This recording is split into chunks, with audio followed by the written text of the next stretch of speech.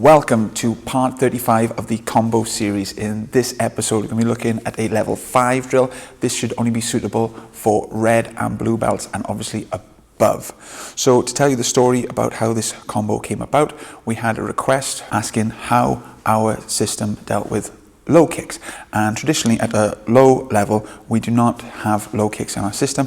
All our kicks are above the belt, and this is often due with safety. However, our self-defense and applications often have low kicks in them. So there's an interesting exploration into how to deal with the low kick. And even though our system doesn't primarily deal with low kicks, we still have the movements to deal with it. So the movements we're looking at are the in to out and out to in motion that we do all the time in our style, but they do not kick, rather you use the shin to deflect the kick. So the kick we're going to be dealing with is probably the most common low kick done. So what we're dealing with is a right-legged low roundhouse and a left-legged low roundhouse. The combination is a dubanzurigi followed by this lead shinned inside to outside crescent motion without the kick, followed by a tolio chagi, and then a tlo sandanzurigi, a hook pyongchi, and another tlo sandanzurigi, followed by a out to in crescent motion, but using the shin, not the full kick, and then spinning into a dui tolio chagi. So again, that combination in English is a jab cross followed by a lead deflecting inside to outside shin movement and a roundhouse kick, and then a cross hook cross, and then a lead again outside to inside crescent motion deflecting with the shin back kick.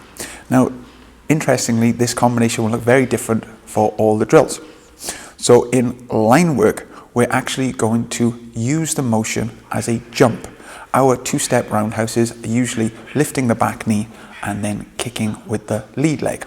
But here in this combination, we're going to lift up the front knee in this deflected motion and jump onto the kick, because our style is known for jump kicks. And this will be very awkward and difficult, hence the high level. And then separately, we're going to do the cross hook cross. And again, we're going to form a 360 back kick. But again, instead of kicking with the lead leg, traditionally done, you're going to kick with the rear leg, which is, again, is very difficult. And then making it even more difficult is putting the two together. So this will be a challenge for even Dan grades, because it is not the way we normally practice. And then when it comes to the partner work, it'll look more like the traditional way of dealing with the kick. You can build up speed here, but be careful, because the shins should not be bashing. As you deflect the kick, it should be turning and taking the force of the kick away. There will still be some contact, but less than kicking the leg itself and less than meeting shin for shin. You'll go very lightly jab cross towards your partner, and they will slip each shot, and then the partner slipping will throw a rear leg roundhouse towards the defending partner throwing the punches. That partner will then lift up their knee and deflect it and throw the roundhouse back. And you'll do this back and forth with your partner for a minute or so. And then you'll do it on one side and then change to the other side. And then looking at the cross hook cross section, you will punch the body, safer in partner work, and then as you hook, the person will duck under the punch and come up. Now when you throw the other cross punch, you can throw it to the face, but this time your partner will switch stance. As they're switching stance, they will now be kicking with the opposite leg. So for example, if you had right leg back, the first combination they throw the right leg, this time they'll throw the left leg. So then the defending partner will use their left knee to counter the left-legged roundhouse and perform a spinning back kick. And again, this will be very difficult, so take it very slowly in the partner work. And then the combination does work together, but again, take it slowly. But it's the full combination of jab, cross, defend the low kick and roundhouse, and then cross hook cross, defend the other roundhouse, spinning back kick. Partner work now, it would be great to all have focus pads and a body shield, but not practical in this dojang, so we're using a shield. So the punches to the shield, you can punch hard, and then this time, after you've thrown the punches, your partner will move into you, and the person will move the shield to perform the roundhouse. And the same thing works with the cross hook cross, but this time, as they move in, they will keep the shield flat, and you perform the spinning back kick.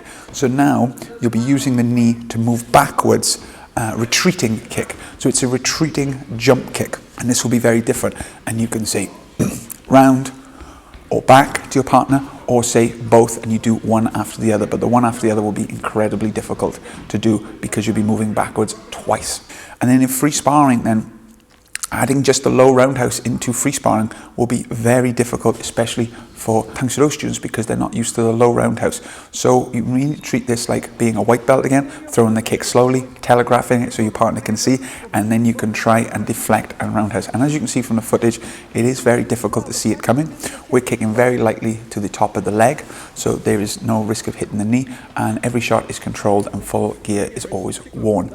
And the idea is that you start like a white belt, you go slowly, and you gradually build up to full speed. Thank you very much for watching this video. Again, a lot longer than the usual videos, but I felt I had to explain it. So what I would say is that you keep the kicks above the belt to keep the levels of contact down when you're a lower belt, but at some point you need to realize that if you're learning how to throw a low kick, you should also learn to defend it. So I hope this helped this person out and other people watching the video. Next month we'll go back to a level 1 drill. So please keep the comments and recommendations going. Really enjoy these little challenges, and I hope you enjoyed this video a little bit different. See you again next time. Tang Soo.